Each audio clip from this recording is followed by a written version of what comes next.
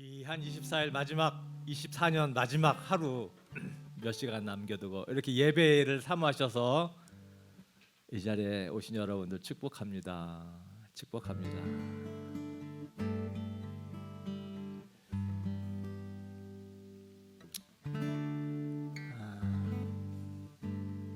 우리가 하나님의 자녀라면 내가 하나님을 믿고 예수 그리스도를 나의 인생의 왕으로 내가 그렇게 섬기고 사는 하나님의 자녀라면 여러분 지난 일들은 다 잘된 것입니다. 그렇게 그냥 믿기로 하는 게 좋고요. 그리고 실제적으로도 그렇습니다. 살다 보면 그런 경우 있잖아요. 그때 그거 안 되길 정말 다행이다. 내가 원하는 대로 됐으면 진짜 큰일 날 뻔했다. 이런 경험들 있죠. 네, 사실은 전부가 다 그렇습니다. 내가 원하는 대로 됐던 것도 내가 원하는 대로 되지 않은 것도 다 하나님의 결과라고 믿으면 그게 정답이에요.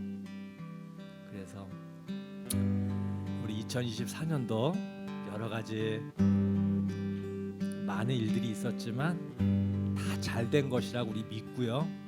우리는 과거를 돌아보는 삶이 아니라 우리는 앞을 바라보는 삶입니다. 네. 옛날 얘기하는 사람들은 정말 안타까운 사람들이에요. 네. 뒤에 것은 잊어버리고 앞에 것을 잡으려고 경주하는 100m 달리기 하는 경주자처럼 몸을 웅크리고 달리기 자세를 취하는 그런 2025년에 우리의 모습이 됐으면 좋겠습니다. 자, 우리 찬양 좀 부를 텐데요. 은혜 찬양. 이맘때 되면 이 노래 안 부를 수 없습니다. 네.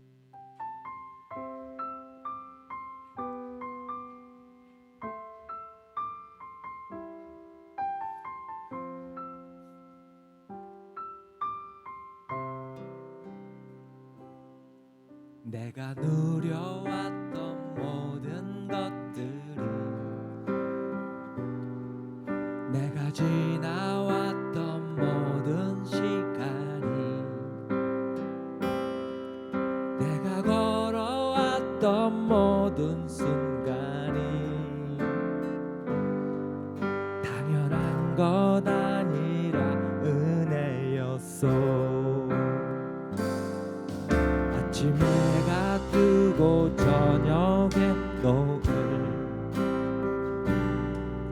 봄의 꽃향기와 가을의 열매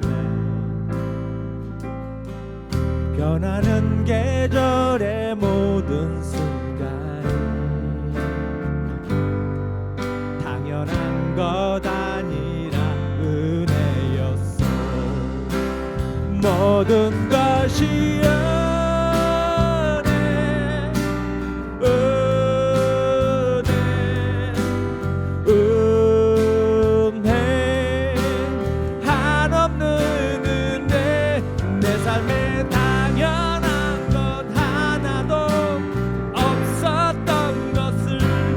모든 것이 은혜였소.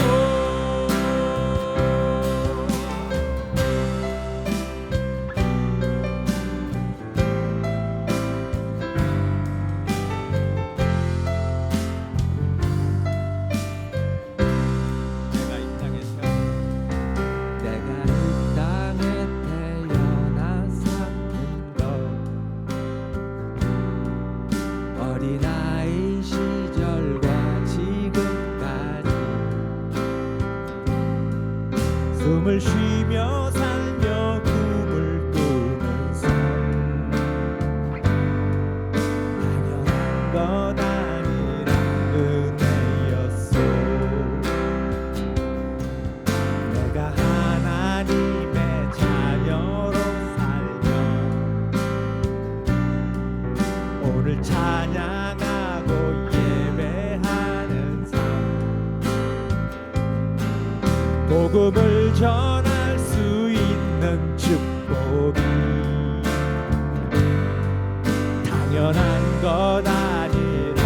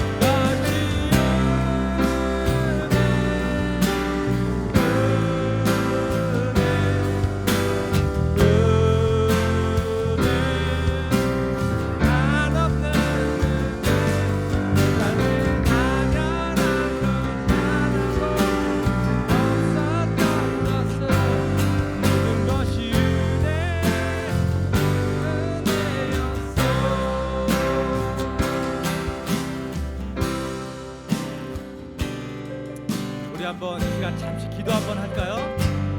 우리 찬양을 하면서 여러 마음속에 떠올랐던 감사와 은혜가 있으면 우리 그거 가지고 하나님께 잠시 한번 기도하십니다.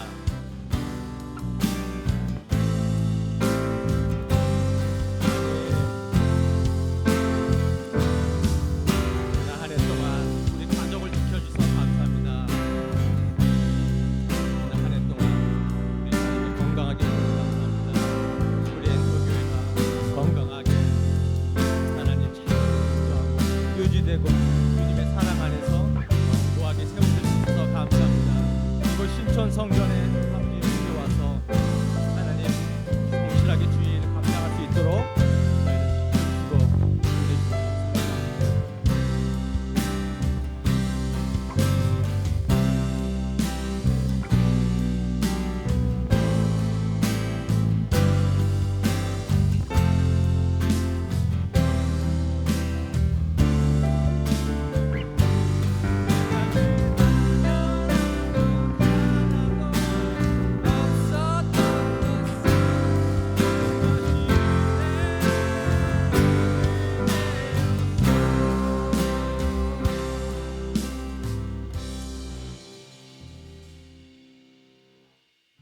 계속해서 우리의 감사 고백할까요?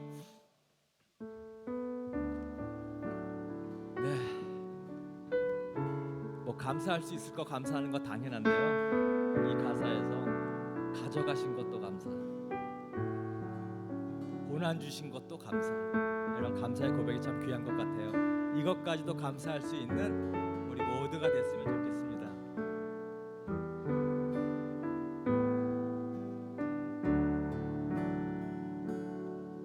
오늘 숨을 쉬는 것 감사, 나를 구원하신 것 감사,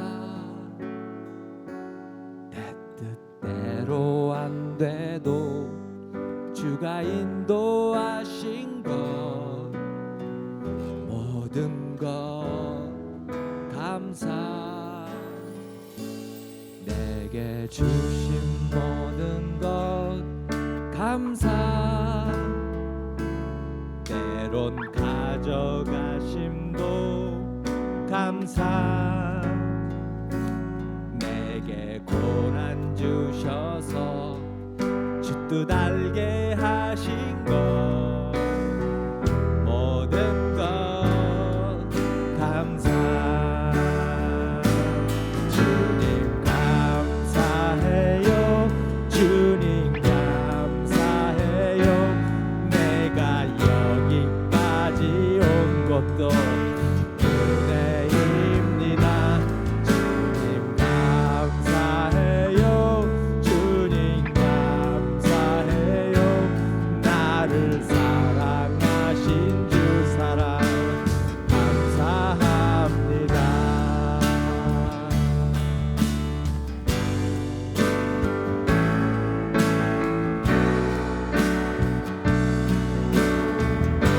주님 감사합니다.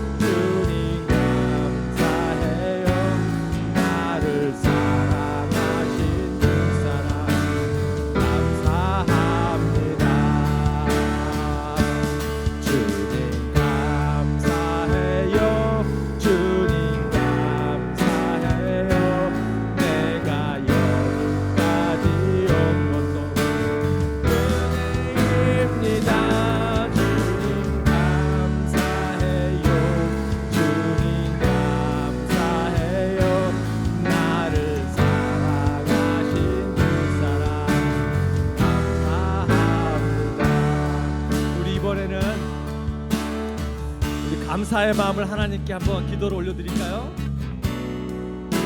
마음속에 있는 감사를 우리 하나님께.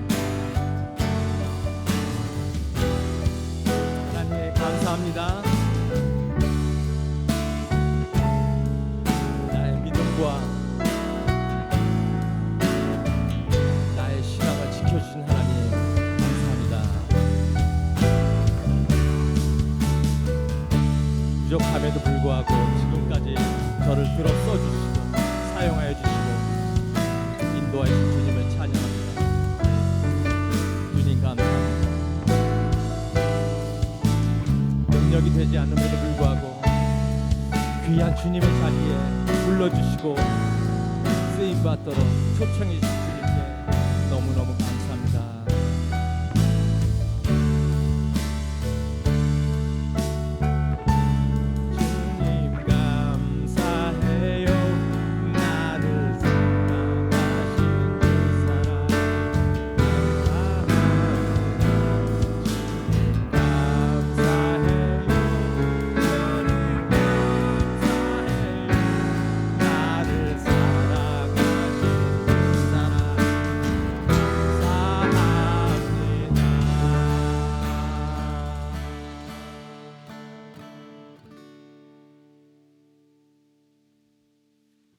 나를 지으신 이가 하나님, 나를 부르신 이가 하나님, 나를 보내신 이도 하나님, 나의 나 된 것은 다 하나님 은혜라.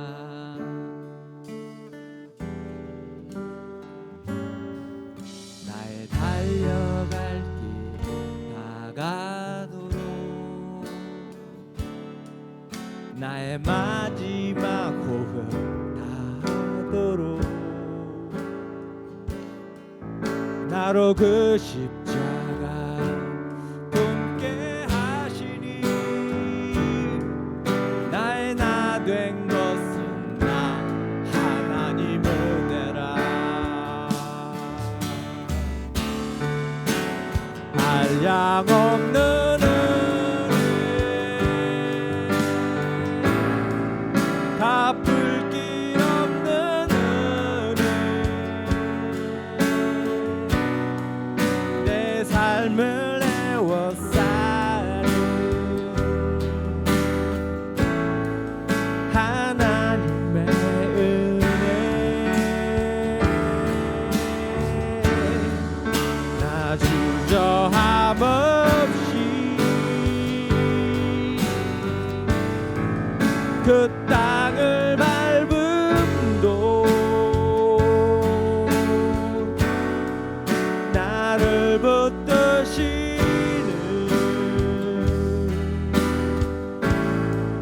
하나님의 은혜. 다시 한번 처음부터 불러보겠습니다. 나를 지으신 이가 하나님, 나를 부르신 이가 하나님, 나를 보내신 이도 하나님, 나의 나 된 것은 다 하나님 은혜라.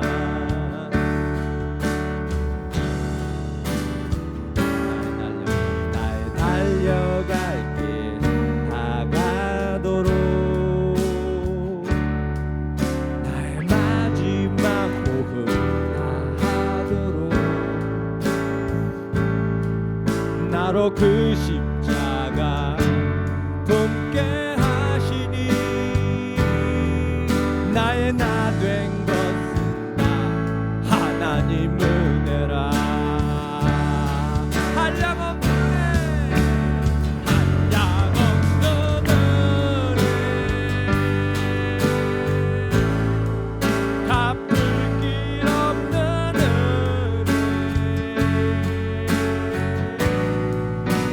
삶을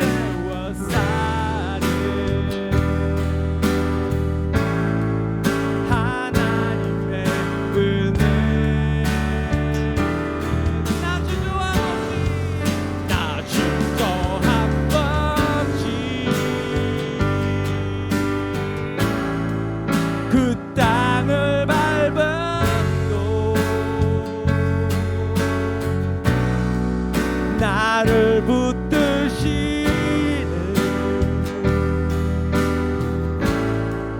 하나님의 은혜, 한량없는 은혜, 한량없는 은혜, 아픔이 없는 은혜, 내 삶을 애워싸는 하나님의 은혜, 나 주저함 없이 그 땅을 밟음도 나를 붙드시는 하나님의 은혜, 나 주저함 없이, 나 주저함 없이 그 땅을 밟음도 나를 붙드시는 하나님의 은혜,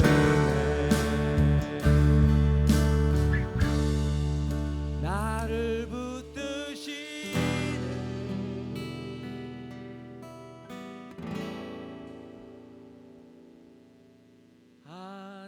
하나님의 은혜.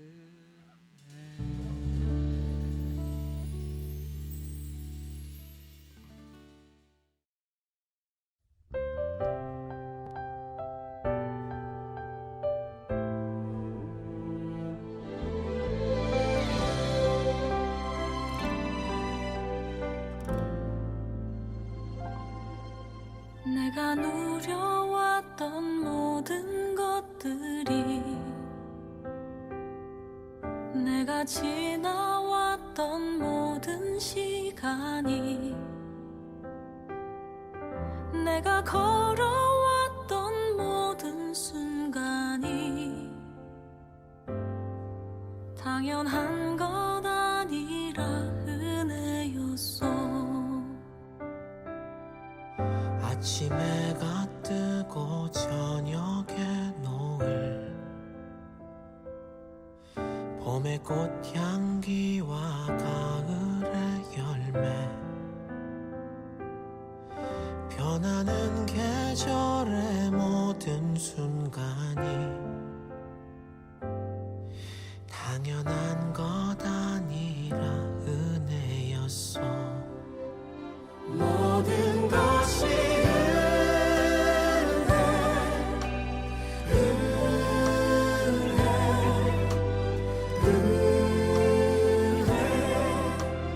한없는 은혜, 내 삶에 당연한 것 하나도 없었던 것을, 모든 것이 은혜였어.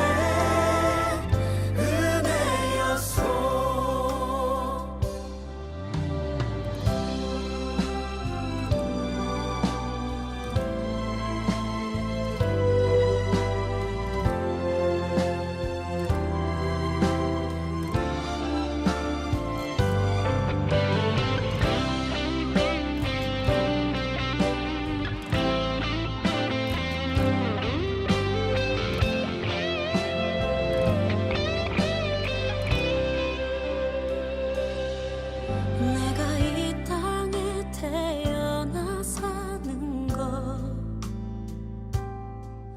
어린아이 시절과 지금까지 숨을 쉬며 살며 꿈을 꾸는 삶, 당연한 것 아니라 은혜였어. 내가 하나님의 자녀로 살며 오늘 찬양하고 예배하는 삶, 전할 수 있는 축복이 당연한 것 아니라 은혜여서 모든 것이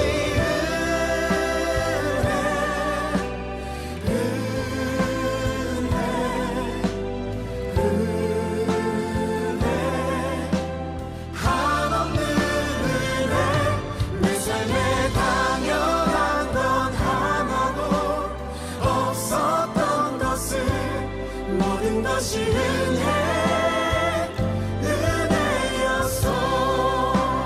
모든 것이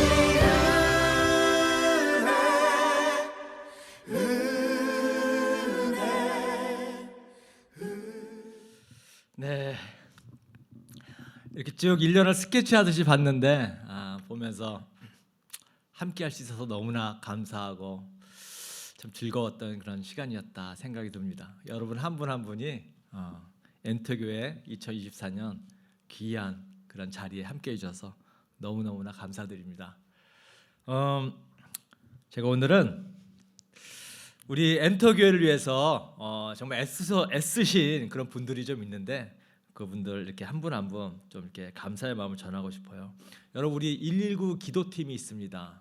네, 전혀 가장 드러나지 않는 그러나 교회에서 가장 중요한 역할을 담당하고 있는 우리 119 기도팀의 우리 송현주 팀장님이시고요. 그리고 김현주, 김윤정 이렇게 세 분이 119 기도팀으로 우리의 모든 기도를 매일같이 기도를 정말 한 해 동안 열심히 해주셨어요. 이분들의 기도가 사실은 저희 엔터교회 든든한 기둥처럼 저희를 지탱해주고 유지해올 수 있었습니다. 너무너무 감사드립니다. 그리고 우리 엔터교회 목자 또 부목자로 섬겨주신 분들 우리 김인학, 김현주 그리스 목장의 목자 부목자님 또 예향의 김윤정 목자님 혼자서 부목자도 없이 열심히 목장을 잘 섬기고 계시죠. 또 우리 청년의 우리 박하늘 또 임세연 또 군대 가 있는 박서로 이렇게 세 명의 목자 부목자님들 또 우리 두마게티의 김우식 형제도 우리 부목자로서 1년을 정말 열심히 그 자리에서 애쓰셔 주셨습니다. 우리 가정교회 목자 부목자님들은 정말 중요하죠. 교회를 세워가는 정말 기둥 같은 역할을 하시는 분들 1년 동안 정말 감사드립니다. 우리 찬양팀도 너무 감사해요. 열악한 환경이지만 그럼에도 불구하고 우리 찬양팀 정말 너무 성실하신 것 같아요. 안 빠지고 우리 훈식 형제와 수경 자매 정말 한 번도 빠지지 않고 찬양팀 섬겨주셔서 너무너무 감사하고 또 우리 예지 자매가 함께 찬양팀으로 쓰면서 제가 외롭지 않게 돼서 얼마나 감사한지 모릅니다. 그래도 우리 박하늘, 또 박서로, 또 우리 윤재현 우리 형제님도 이제 뒤늦게 합류해 주셨고 또 내년에 장마음 자매가 또 찬양팀으로 함께 해준다고 해서 너무너무 기대가 됩니다. 찬양팀 섬겨주셔서 너무나 감사합니다. 여러분들 덕분에 우리가 예배를 풍성하게 드릴 수 있었어요. 그리고 저 PPT에 우리 박예녹 정말 혼자서 아무도 아마 잘 모르는 텐데 이게 굉장히 어렵거든요. PPT 이게 넘기는 게 노래가 제가 마음대로 왔다 갔다 하기 때문에 순간 파삭파삭 이렇게 앞뒤로 가는 게 쉽지 않은데 우리 박예녹 형제가 아주 센스 있게 잘 이렇게 따라와줘서 항상 감사하게 생각하고 있습니다. 또 우리 어린이 또 교사로 김윤정 목자님이 또 온비를 매주마다 이렇게 챙겨줘서 너무나 감사했고요. 우리 목소리 광고해 주시는 우리 조혜지 자매 오늘 안 왔네요. 야근 때문에 예지 자매 그 낭낭한 목소리로 날마다 예배 문을 열어주셔서 그것도 너무 항상 감사하고 또 아주 성실하게 참여해 주는 것 그것도 너무 감사한 것 같아요. 또 우리 주방에서 설거지로 섬겨주시는 우리 김현경 자매님도 오늘은 가족과 함께 부산에 내려가 있어요. 부산에 있는 가족들을 이제 새해를 맞이하려고. 또 우리 청소 담당해 주는 김현주 부목자님, 네, 수요일 날 또 틈틈이 깨끗하게, 정말 누가 보던 안 보던 정말 깨끗하게 구석구석 청소해 주십니다. 너무나 감사하죠. 뭐 제가 이뻐서 그러겠습니까? 하나님을 사랑하는 마음이 다 여러분들 그렇게 자발적으로 섬기게 만든 거잖아요. 네, 하나님께 너무 감사하고요. 이렇게 여러분들이 섬기는 만큼 하나님께서 정말 더없이 큰 축복으로 여러분들 삶을 이끌어 가주실 것입니다. 내년에도 여러분들이 마음에 끌리는 대로 그 자리에서 계속해서 좀 섬겨주시고, 언제든지 힘들면 못하겠다고 제게 말하시면 됩니다. 하나님은 기뻐서 하는 것을 좋아하시니까 힘들면 안 하셔도 돼요. 그리고 기뻐할 수 있는 때까지 같이 계속 해주셨으면 너무 좋겠습니다. 오늘 제가 말씀을 준비한 것은 하나님과 동행하는 자의 형통이라는 말씀으로 사무엘하 7장 2절 3절인데요. 짧습니다. 같이 한번 읽어보겠습니다. 시작. 하루는 왕이 예언자 나단에게 말하였다. 나는 백향목 왕궁에 사는데 하나님의 궤는 아직도 휘장 안에 있습니다. 나단이 왕에게 말하였다. 주님께서 임금님과 함께 계시니 가셔서 무슨 일이든지 계획하신 대로 하십시오. 네. 오늘은 요 딱 PPT 요 한 장만 계속 보면 됩니다. 네. 넘길 것도 없어요. 에너기도 좀 쉬어야 되기 때문에 에너기를 위해서 PPT 안 넘겨도 됩니다. 여러분, 하나님이 계신 곳이 천국이죠. 하나님이 계신 곳이 천국이라고 합니다. 그럼 하나님이 이 땅에 계신 곳이 구약 시대에는 어디였어요? 하나님 이 땅에 계신 곳, 그게 모세의 장막이라 그래요. 모세의 장막. 네. 모세의 장막이 하나님이 약속했어요. 내가 이 텐트 안에 있겠다. 그래서 모세의 장막 안에는 하나님의 중요한 그 상자가 하나 있습니다. 하나님의 상자. 그 상자를 언약궤라고 불러요. 언약궤. 그 궤에 두 그룹이라고 해가지고 어떤 천사의 어떤 그런 모양인데요.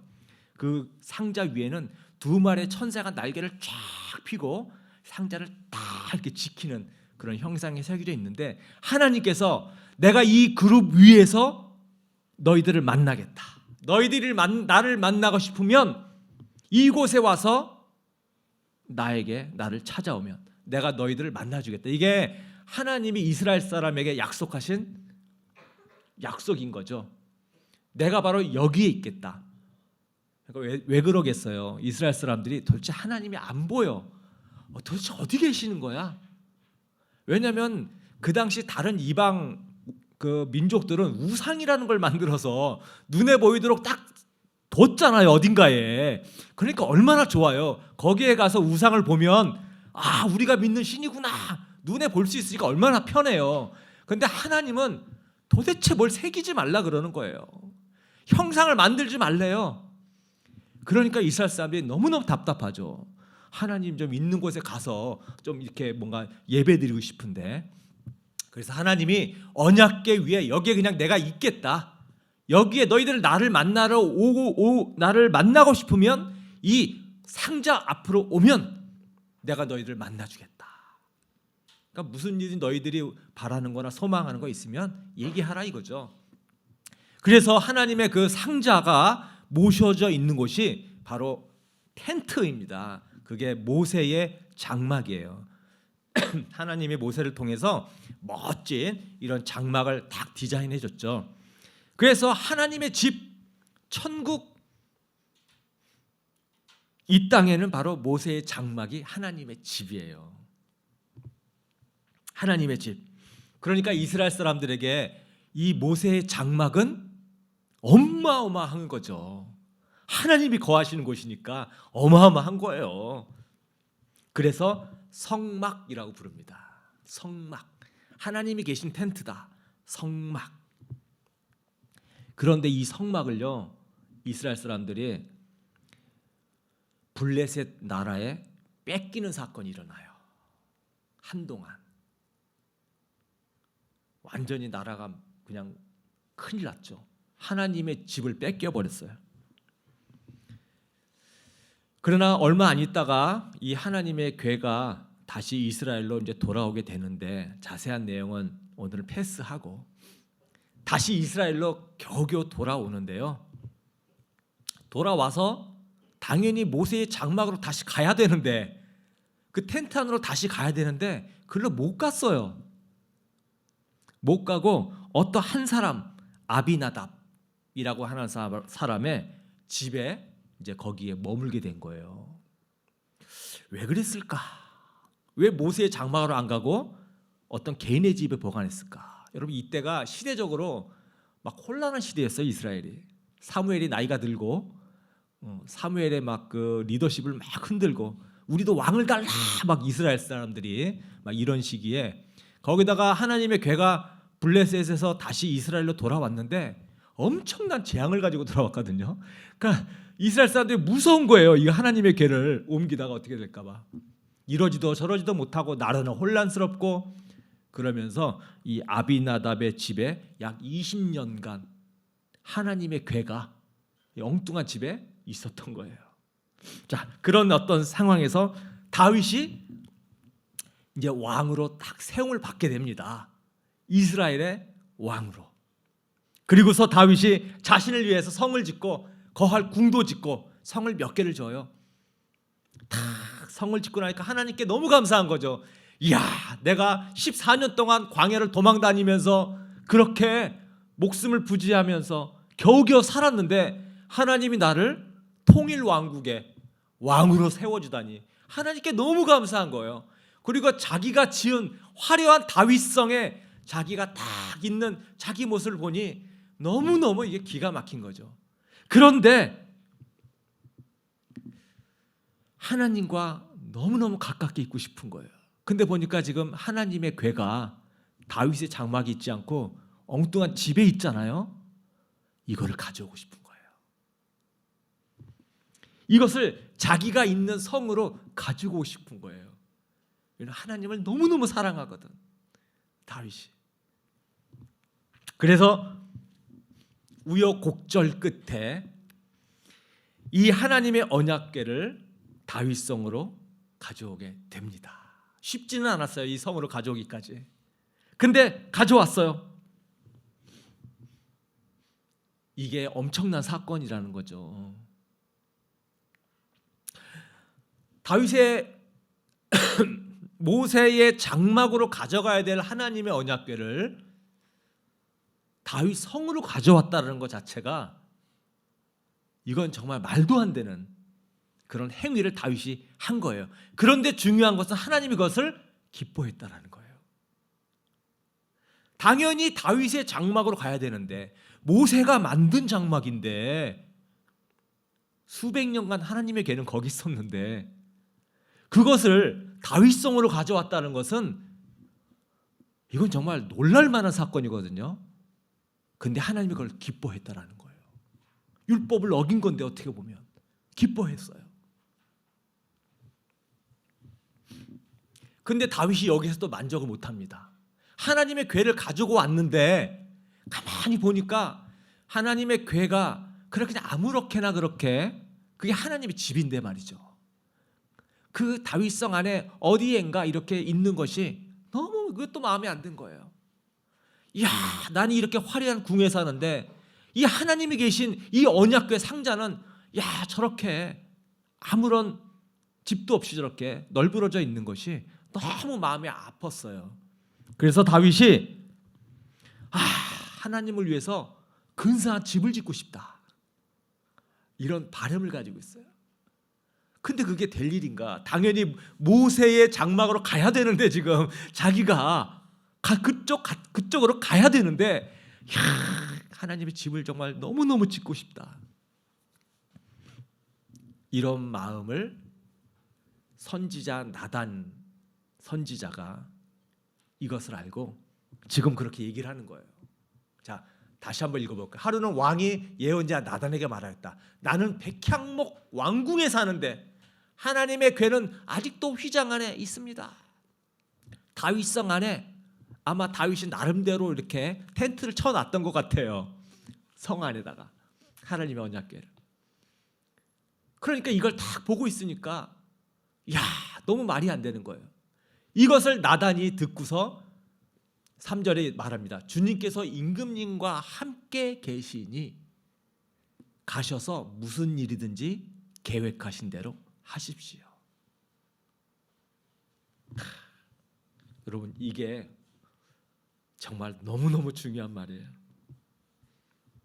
하나님과 동행하는데 무슨 걱정이 있습니까?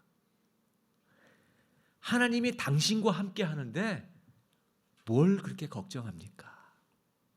당신이 하나님을 그렇게 사랑하는 삶을 사는데 뭘 그렇게 고민합니까? 마음의 소원대로 하면 됩니다. 여러분, 이거예요, 이거. 하나님 형통한 삶을 살기 위해서는요, 하나님과 동행하는 삶을 사는 우리가 돼야 됩니다. 다윗이 이런 선지자의 말을 듣고서 용기를 얻어가지고요, 하나님이 거할 성전을 짓기로 그래서 결심을 한 거예요. 내가 거하는 다윗성보다 더 화려한 하나님의 집 성전을 짓겠다. 다윗의 천막의 성전이 아니라 완전히 그냥 든든하고 견고하고 누가 와도 입이 딱 벌어질 만한 하나님의 집을 지어야겠다. 다윗이 이런 결심을 하게 됩니다. 여러분, 하나님과 동행하는 삶을 사는 사람은 무엇이든지 할 수 있는 자격이 생겨요. 여러분, 하나님이 그것이 하나님이 우리에게 원하는 겁니다. 그게 하나님은 우리에게 자유의지를 주셨어요. 자유의지. 내가 어떤 하나님을 향하여서 어떤 소원을 품고 그 소원을 스스로 하나님을 위해서 할 수 있는 나의 의지, 이걸 주셨거든요. 하나님이 그런 의지를 사용을 해서 하나님께 영광 돌리는 삶을 살기를 원해요.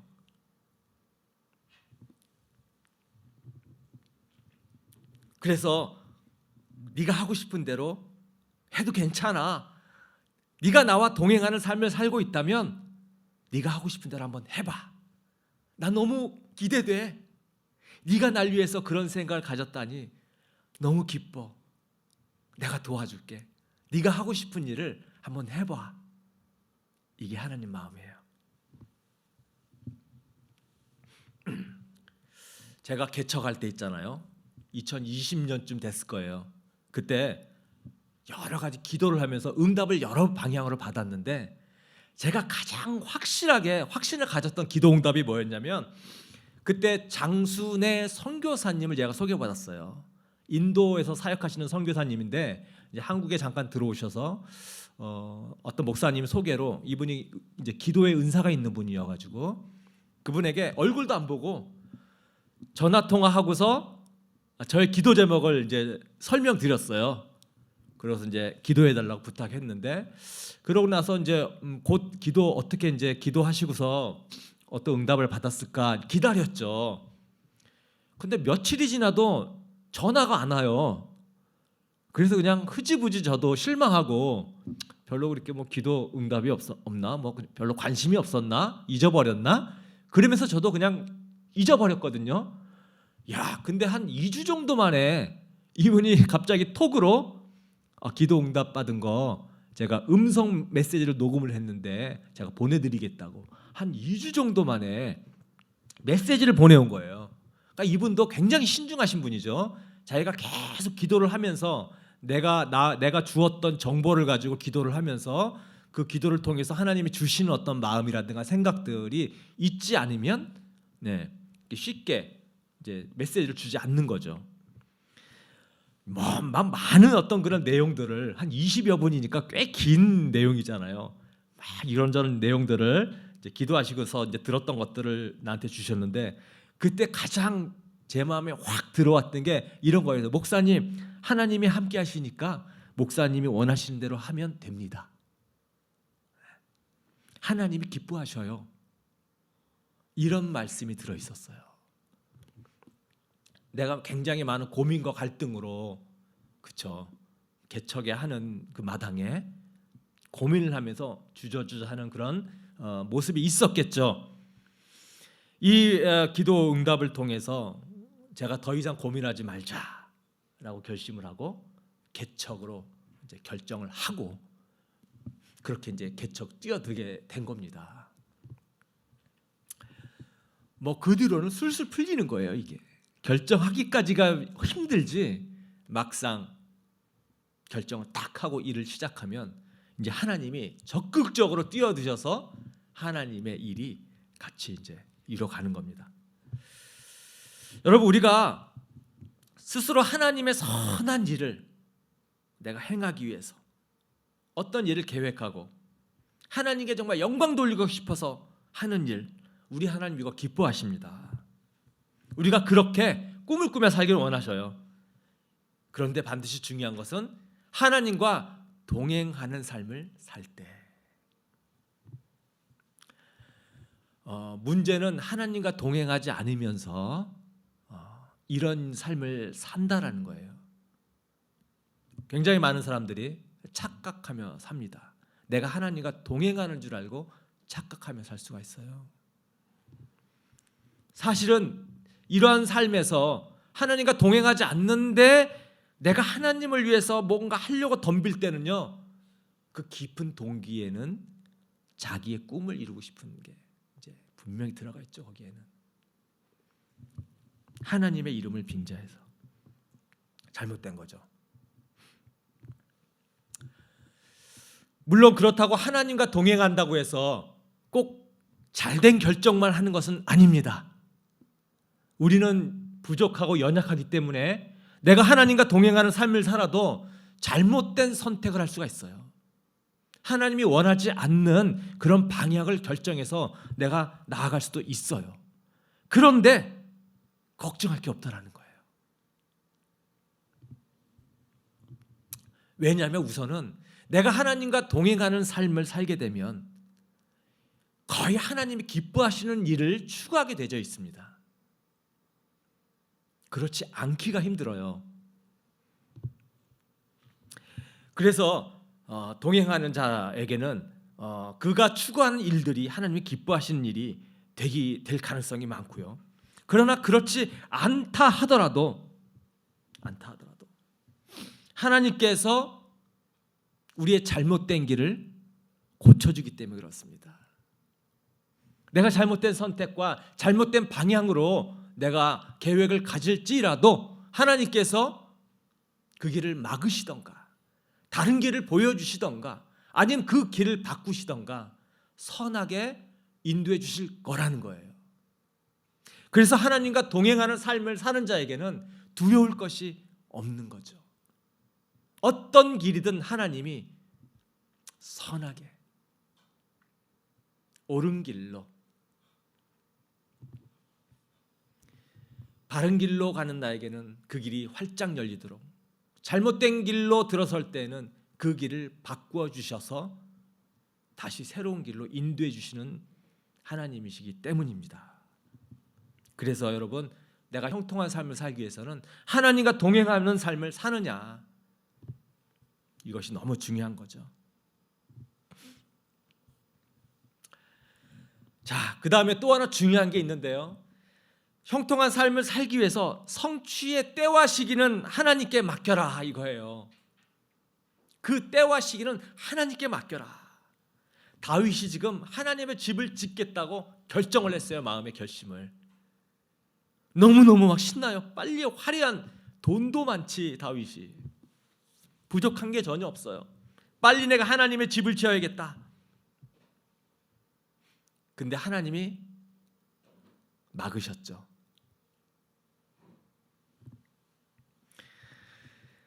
다윗은 하나님의 집을 지을 만한 그런 상황이 아니었어요. 여러분, 다윗은 일생 동안 전쟁을 하다가 생을 마감한 사람입니다. 그 시대가 그랬어요. 다윗의 주변에 많은 적들하고 전쟁을 통해서 나라를 굳건히 세워야 되는 그 시기, 특히 블레셋과의 전쟁이 계속해서 됐거든요. 지금도 그렇잖아요. 이스라엘과 팔레스타인 전쟁 지금도 일어나잖아요. 이게 쉽게 그게 해결될 문제가 아니에요. 전쟁을 계속해서 나라를 지켜야 됐고, 그러다 보니 많은 사람을 칼로 피를 보게 되는 그러한 삶을 사는 다윗이 하나님의 거룩한 성전을 짓기에는 여러 가지로 위험 부담이 컸던 거예요. 그래서 하나님께서 다윗에게 네 아들 솔로몬이 짓도록 그렇게 아들에게 넘깁니다. 그래서 우리가 하나님의 내 좋은 계획과 선한 일을 내가 동행하면서 일을 꾸릴지라도 그 계획을 이루어 가시는 분은 하나님이시다. 하나님이시다. 그래서 그 때와 시기를 하나님이 알고 계시기 때문에 하나님께 맡기면서 내가 가지고 있는 소망을 열심히 성실하게 감당해 나가는 것입니다. 때로는 더디더라도 내 생각과 틀리더라도 그것이 주님의 방법과 시기가 나와 다른 것을 내가 믿고 인내하며 나아가는 거예요. 하나님께서 이 다윗에게 너무 아쉬워하니까 하나님이 다윗에게 성전 건축의 설계도를 줍니다. 그래서 다윗이 너무 신났어요. 비록 내가 성전을 짓지는 못하지만 성전 설계도를 하나님이 주셨기 때문에 그 설계도에 맞게 가장 좋은 재료들을 다윗이 일생에 걸쳐서 준비하는 삶을 삽니다. 그것을 할 수 있었거든요. 최고급 자재, 최고급 돌멩이, 최고급 천, 모든 보석들 설계도에 맞게 다윗은 하나하나씩 최상의 재료들을 미리 준비해두는 기쁨의 삶을 살 수 있게 됐습니다. 하나님과 동행한 다윗이 비록 하나님이 율법에 없었던 그런 성전을 다윗이 짓는다고 했을 때 기뻐하셨고, 그렇게 다윗은 성전을 짓는 삶을 살았습니다. 하나님의 집, 여러분 성전, 솔로몬 성전 없어졌잖아요 이제, 그죠? 다윗의 장막도 없어졌고 솔로몬의 성전도 다 무너져서 없어졌고, 하나님의 집, 하나님의 성전, 여러분 지금은 어디에 있나요? 저 하늘에 있는 천국은 우리가 나중에 갈 것이고, 이 땅에 하나님의 성전이 어디에 있나요?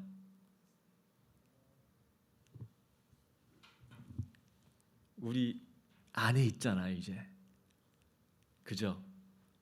우리가 성전 됐잖아요. 하나님의 성령이 우리 안에 들어오면서 우리 몸은 하나님이 거하시는 성전이 된 것입니다. 우리가 성전 됐어요. 얼마나 이렇게 놀라운 거예요. 여러분, 성전된 우리 몸 여기에다가 알코올 들이부으면 돼요? 안 되죠. 막 연기 막 나게 하면 되겠어요? 안 되는 거죠. 이게 성전이라는 걸 우리가 몰라서 그래요. 우리 몸은 내 것이 아닙니다. 이제 이 안에 그리스도의 영이 들어와 계셔요. 성전. 우리는 성전을 거룩하게 잘 유지하고 지켜야 됩니다. 하나님과 동행하는 자에게는 무엇이든지 형통케 하시는 하나님의 축복이 있습니다. 그래서 우리는 걱정할 것이 전혀 없는 인생입니다. 우리는 형통한 삶을 사는 사람들입니다. 여러분, 행복은 주님과의 관계에서 오는 거예요. 소유에서 오지 않고 관계에서 옵니다. 성전된 우리 안에 계신 하나님께서 이제는 우리에게 직접 말씀해 주시죠. 너 하고 싶은 게 뭐야? 하고 싶은 대로 해도 괜찮아. 여러분, 이 내 안에 계신 하나님의 성령님과 내가 긴밀하게 사랑의 관계를 잘 유지하면서 동행하면서 산다면 여러분, 우리는 내 마음의 소원대로 살아가면 하나님이 기뻐하시는 삶을 사는 겁니다. 내 안에 계신 성령님께서 다 알려주셔요. 그래서 2025년도 여러분들 지금 이제 그 타임캡슐 이렇게 적으면서 결심 이런 것들 25년도 결단해야 될 영역 이런 거 있잖아요.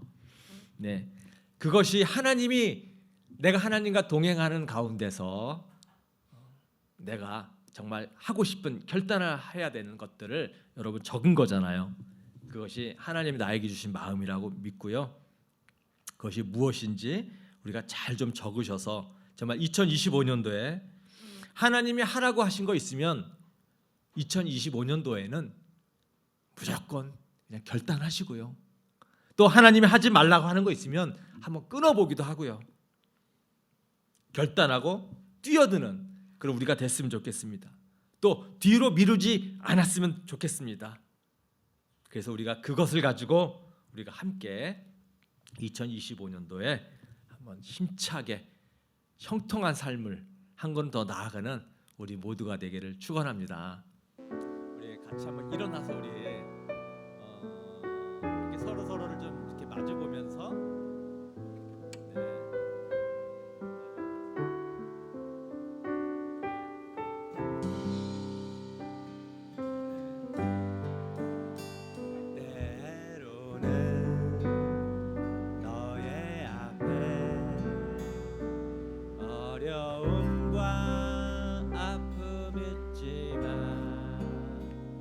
담대하게 주를 바라보는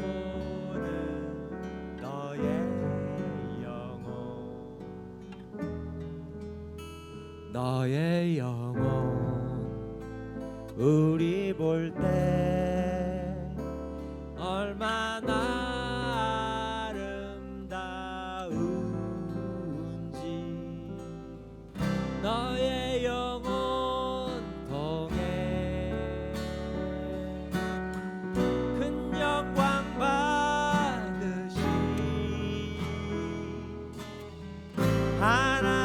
하나님을 찬양 오 할렐루야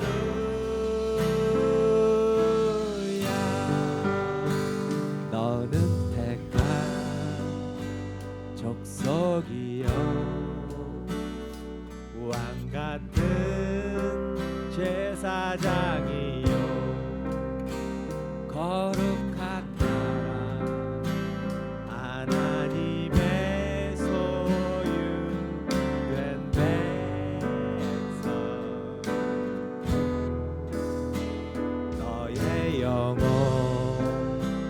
우리 볼 때 얼마나 사랑스러운지 너의 영혼 통해 큰 영광 받으신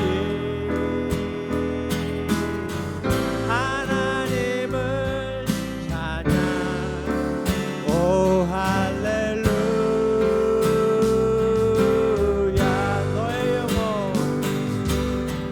너의 영혼 통해 큰 영광 받으신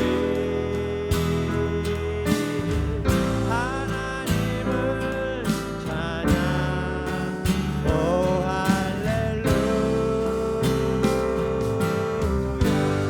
우리 좀 다니시면서 새해 복 많이 받으세요. 하늘 복 많이 받으세요. 우리 서로 축복의 인사를 이렇게 좀 쭉 합시다. 다니시면서 서로 축복을 빌어주세요.